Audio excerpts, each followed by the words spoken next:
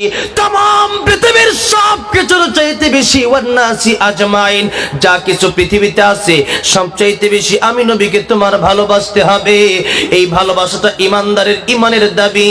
ইমানদার যদি হই আমার নবীকে ভালোবাসার দরকার আছে না নাই? কিয়ামতের কঠিন ময়দানে আল্লাহ রাব্বুল আলামিন আমার নবীকে সুপারিশকারী বানায় দিবেন উম্মতের জন্য। নবীরা পর্যন্ত পড়বে ইয়া নফসি নফসি, আদম পড়বে নফসি নফসি, ঈসা পড়বে নফসি নফসি, মুসা কালিমুল্লাহ পড়বে নফসি নফসি, নূহ আলাইহিস সালাম পড়বে নফসি নফসি, লূত আলাইহিস সালাম পড়বে নফসি নফসি, ইউসুফ আলাইহিস সালাম পড়বে নফসি নফসি, ইউনূস আলাইহিস সালাম পড়বে নফসি নফসি, জাকারিয়া আলাইহিস সালাম পড়বে নফসি নফসি। সমস্ত নবীরা যেই মাত্র পড়বে নফসি নফসি, আমার নবী বলবে ইয়া রাব্বি উম্মতি। আল্লাহু আকবার।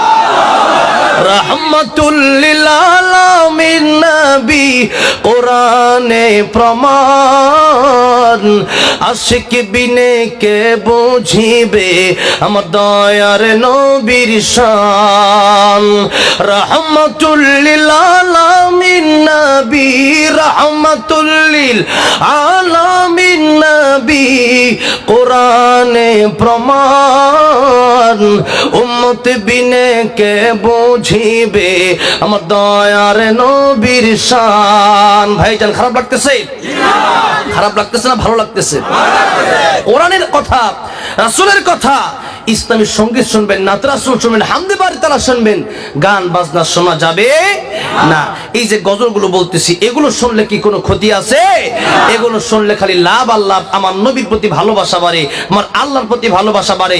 এই জন্য আমরা গান শুনবো না, ইসলামী সঙ্গীত শুনবো। আমরা ইসলামী সঙ্গীত শুনবো, নাত রাসূল শুনবো।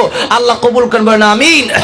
একটু নবীর মুহাব্বত নিয়া, নবীর ভালোবাসা নিয়ে একটু আমার সাথে সবাই বলেন রাহমাতুল লিল আলামিন নবী, রাহমাতুল লিল আলামিন কোরআনে প্রমাণ, উম্মত বিনে কে বুঝিবে আমার দয়ার নবীর শান, আশিক বিনে কে বুঝিবে আমার দয়াল নবীর শান।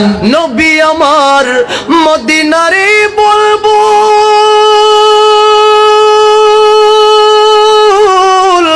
আমার আল্লাহ ভালোবেসে নামটি দিলেন হাবিবে রাসূল। আল্লাহু আকবার। নবী আমার মদিনারে বলবো আমার আল্লাহ ভালোবেসে নামটি দিলেন মুহাম্মদ রাসূল। ওই নবীকে ভুল বুঝিলে, ওই নবীকে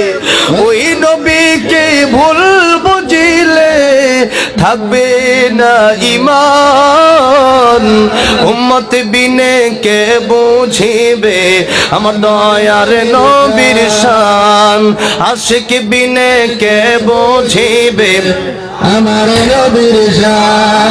রহমাতুল লিল আলামিন নবী, রহমাতুল লিল আলামিন নবী কোরআনে প্রমাণ, আশিক বিনে কে বুঝিবে আমার দয়ার নবীর শান, উম্মত বিনে কে বুঝিবে আমার দয়ার নবীর শান। একটু জোরে বলেন তো মারহাবা। আমার ভাইরা, আমার বন্ধুরা, আমার মুরব্বি ওয়াজেরা, একটু লক্ষ্য করে আজকের আলোচনাটা শুনবেন। নিজের জীবনের পরিবর্তন হয়ে যেতে পারে কিয়ামতের কঠিন ময়দানে।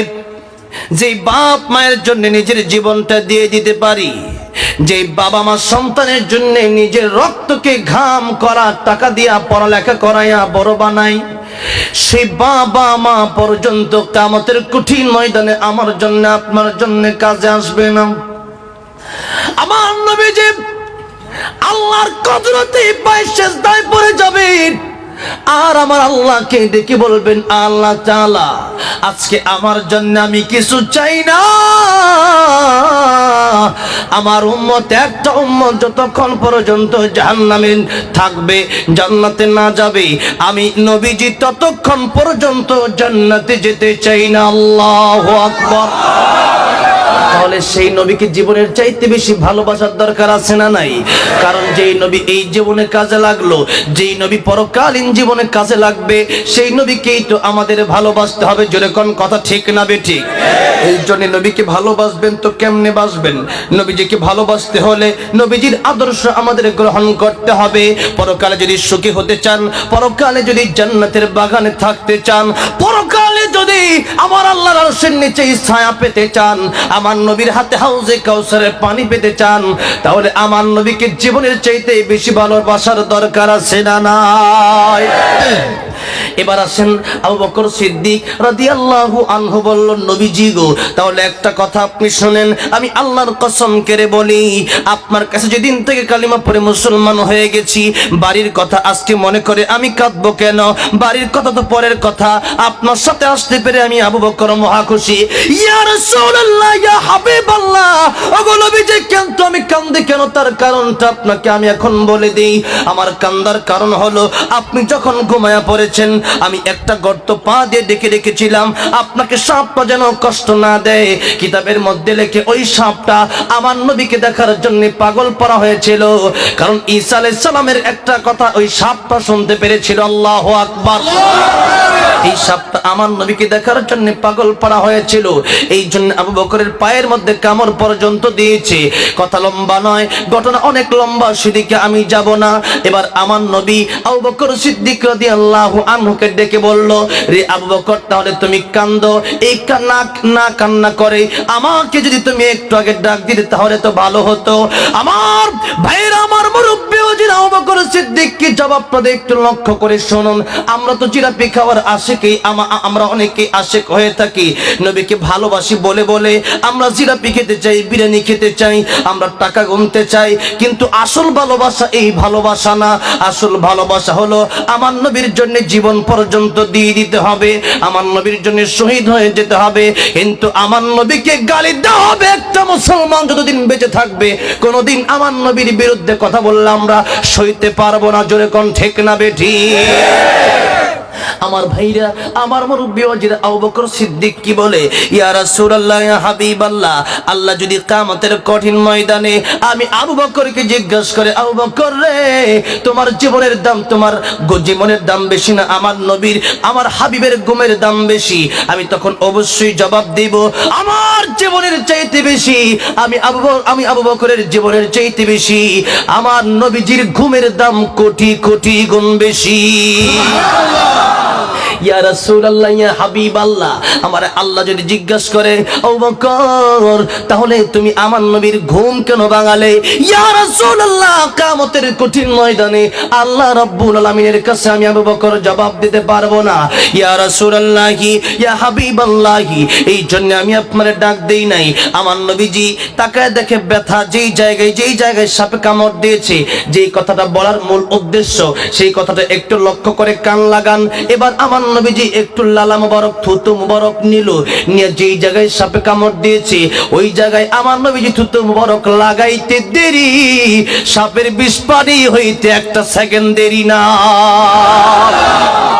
সাপের বিষ পানি হলো লালাতে তোমার, সাপের বিষ পানি হলো লালাতে তোমার, আবু বকর সুস্থ হলো মুজিজা তোমার, তুমি পিয়ারা খোদার, তুমি হাবিবুল্লাহর, জগতেরই চাঁদ তুমি, জগতেরই চাঁদ তুমি, নবীজি আমার, ইহা পরকালে তুমি দয়ার ভান্ডার, তুমি পেয়ারা খোদার, তুমি হাবিবুল্লাহ। আল্লাহু আকবার।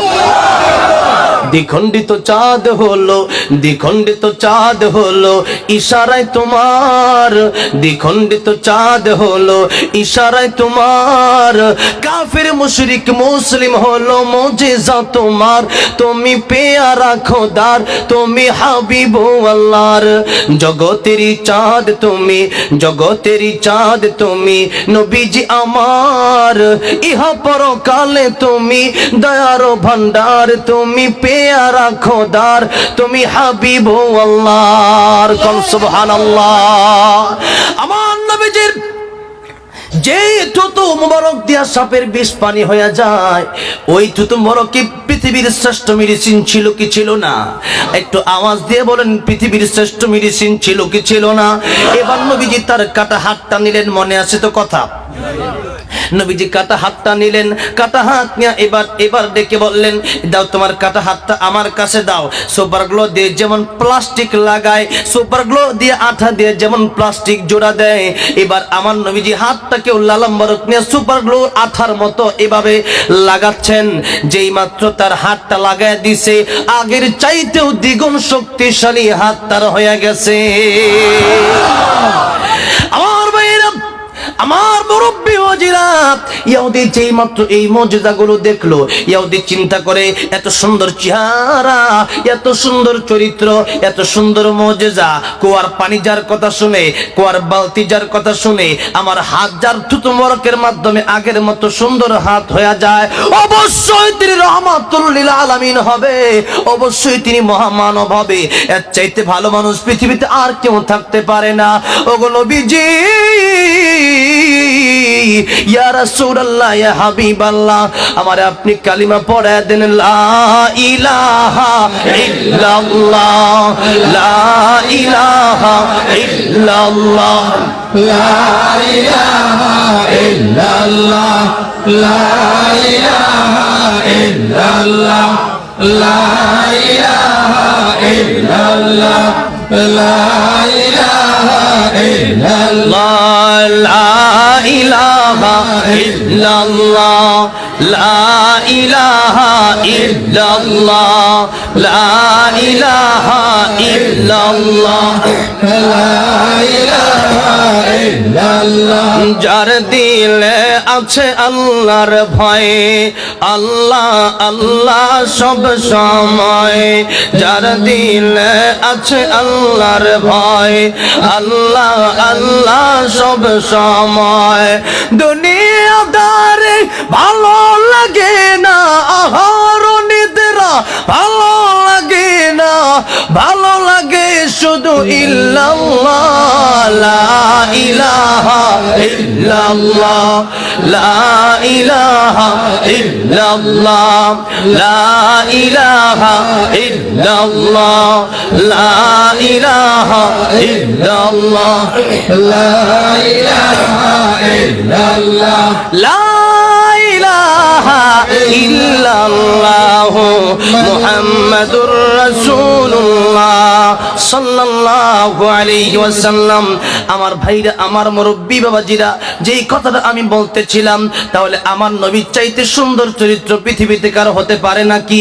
যার চরিত্র দেখে কাফের মুসলমান হয়ে যায়, যার চরিত্র দেখে ইহুদি মুসলমান হয়ে যায়। এই কথাটা আপনাদেরকে আমার বোঝানোর কারণ হলো, আমার নবী যখন দ্বীনের দাওয়াত দিতে গেলেন, তখন আমার নবীকে অনেকেই কষ্ট দিল। আমার নবীকে বলল, মুহাম্মদ রে, তুমি যেই দাওয়াত আমাদেরকে তুমি দিতে এসেছো, তুমি ক্ষতিগ্রস্ত হয়ে গেছো। বলেন নাউজুবিল্লাহ। অথচ আমার নবীর চরিত্র এত সুন্দর ছিল।